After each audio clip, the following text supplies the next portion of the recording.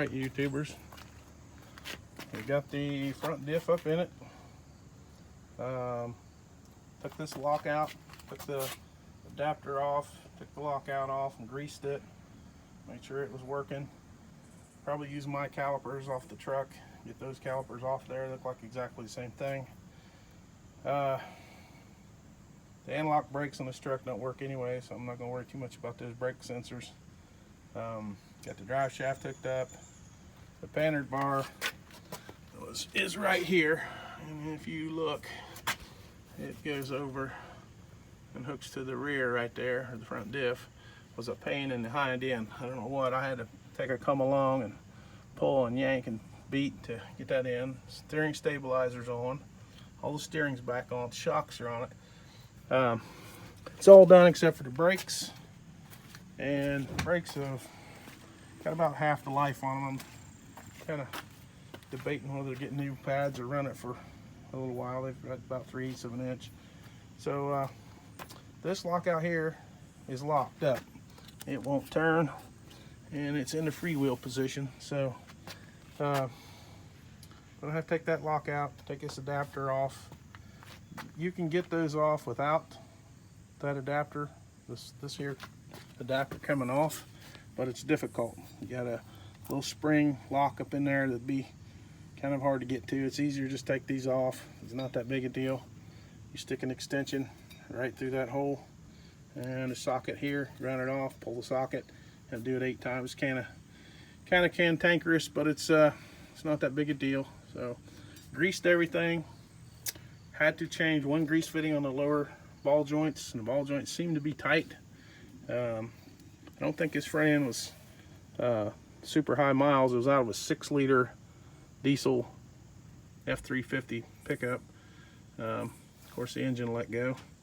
But went about 3 hours. Patrick, a friend of mine, and I drove about 3 hours, about 2.5 hours each way to get this rear, or this front end. I want to call it a rear end, but it's front differential.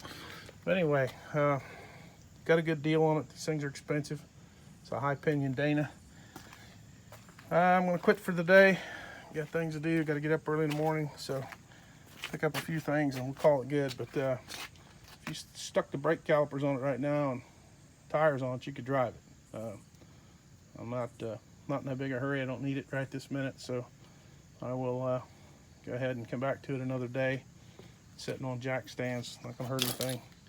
But I'll get the brakes the way I want them, and we'll get that lockout working, and we'll take it a ride. I've got 2 good wheels, steel rims, and a couple of good tires for the front, so I will pop them on. I do have a tire changer now, and we'll pop them on and see if we can get this rascal back on the road, and it'll look like it's supposed to, and the 4-wheel drive will work again. And I'll have to say, I've never been a big Ford 4-wheel drive guy. I've had some good Ford trucks, but usually when you pull them off the road, I've always had better luck with Chevrolets in the mud than anything.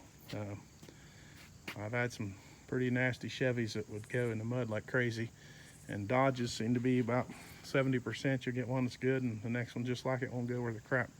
Ford's the same way. But I have to say, this Ford Super Duty right here would go as good as any Ford I ever had, and better than most, and always locked right in. Never had any trouble with the transfer case locking or unlocking. And anyway, I just noticed there's a bird in our diesel powered Dakota. Go down here and look at this crazy son of a gun. So I'll have bird shit in my truck, I'm sure. I don't know if you can see him or not. There he is, right on the dash.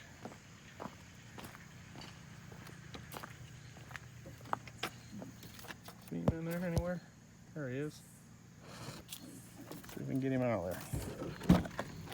Come on, dummy. Come on.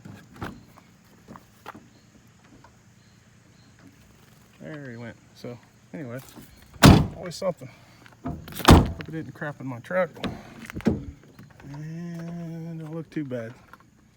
Probably ain't the worst thing that's ever been in this old Dakota. Anyway, thanks for watching, and like and subscribe, and I will keep you updated on that Ford when I get it done. Thanks again.